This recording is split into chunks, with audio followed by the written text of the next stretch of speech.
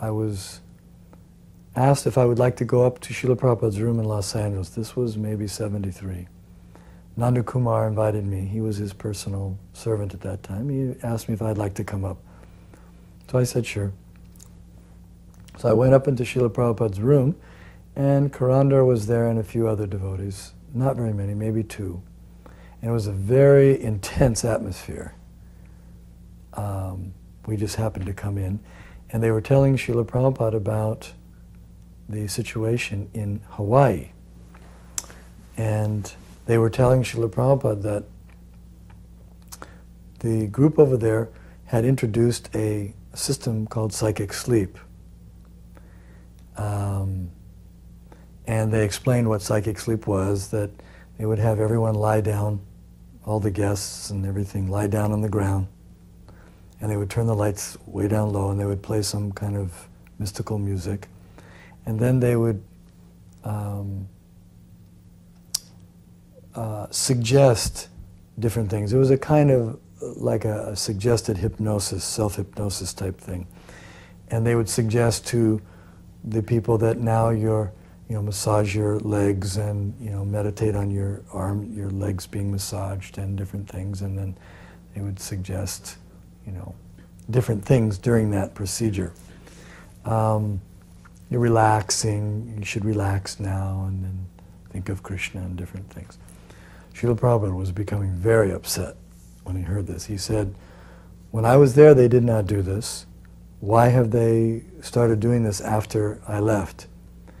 And he said, this is an adulteration, and it is like the adulteration of milk. It was either pasteurization or homogenization or both of them, but he said, just like that is the first adulteration, and then they adulterate more, and after some time, none of the good of the milk is remaining, simply imitation milk. It may be colored white, but it has no value.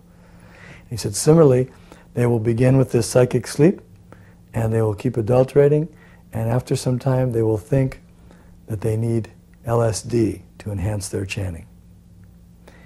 And I was shocked when I heard that, because I couldn't imagine how anyone could ever think such a thing, that LSD could help your chanting.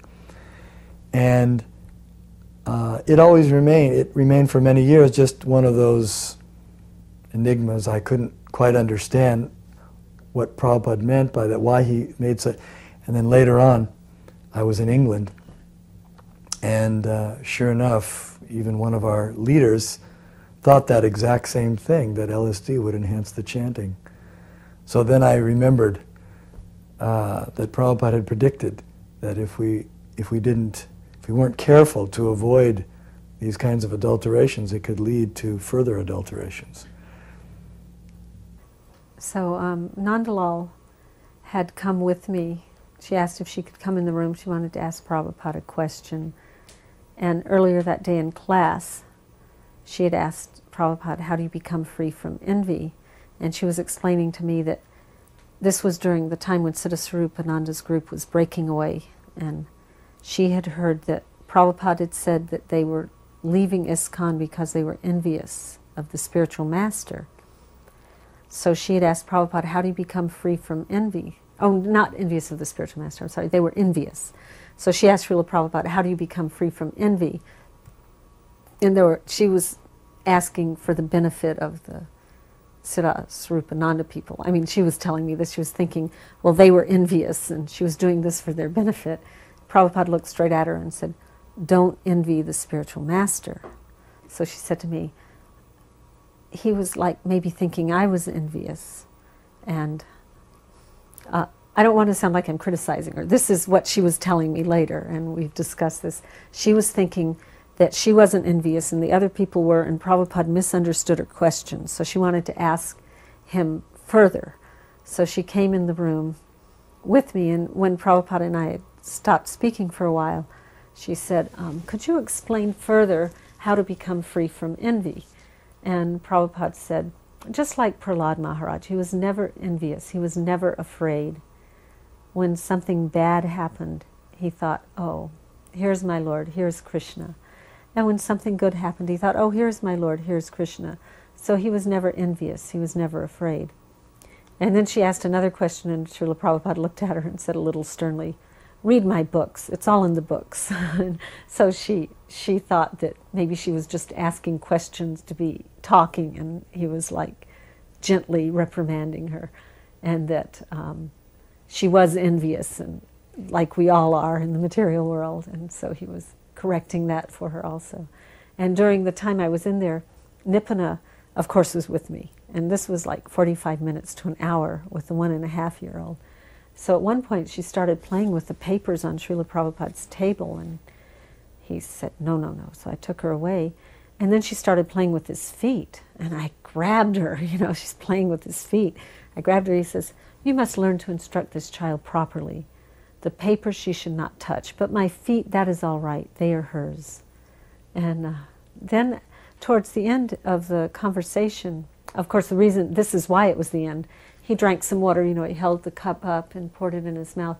Then he held it out to Nipuna and put it on her lips and offered her some water. She was getting tired, and you know how tired toddlers are.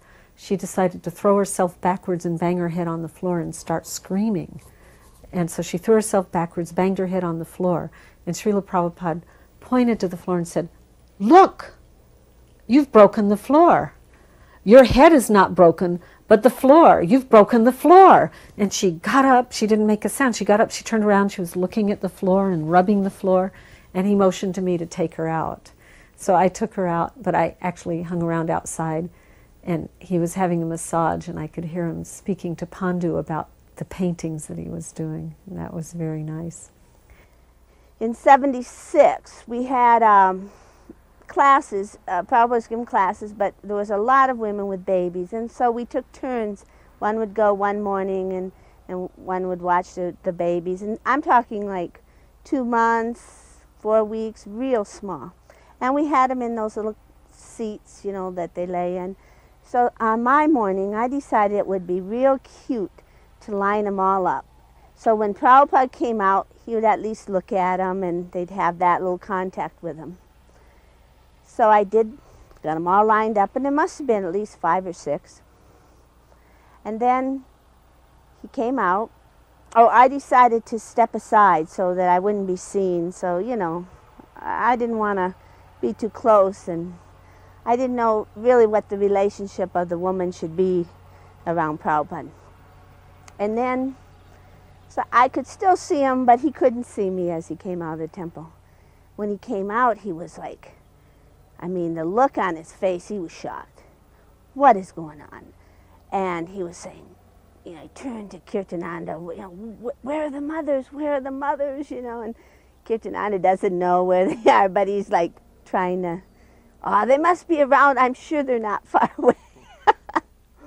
And then Kirtananda assured him enough so that he could, you know, he would move on. But he was very concerned about the children, and that they should be watched and taken care of. I was at the Laguna Beach temple, and at that time Krishna Kumar, my first child, was 6 months old. And they had decided, the devotees had decided, that the mothers should leave the temple room with the children during the lecture. So it was a very small temple room. It was the old Laguna Beach that overlooked the ocean. And you had to walk in front of the Vyasa Sun. Srila Prabhupada was sitting there, and Tulsi Das, at that time was the president of the Los Angeles temple, asked all the mothers to go out with the children. I was hiding in the corner because I really, really wanted to hear the lecture. So he said, Kanka, you have to take your baby out.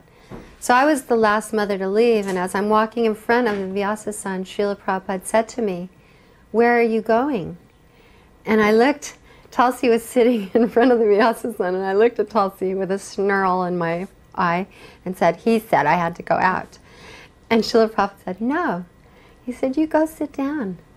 And so I went and sat down, and Krishna Kumar was very good during the entire lecture, and I remember specifically that is the lecture where he was talking about the Garuda birds. And he said Garuda is actually the king of the Garuda birds, and it's a flock of birds that fly from planet to planet, and they lay their eggs in space. And so after the lecture, I was sitting out on the wall, and Srila Prabhupada came right, he was walking down to his quarters, but he stopped right in front of Krishna Kumar and me, and he smiled and he patted Krishna Kumar on the head, as if to say he knew that he wouldn't make any noise during the lecture.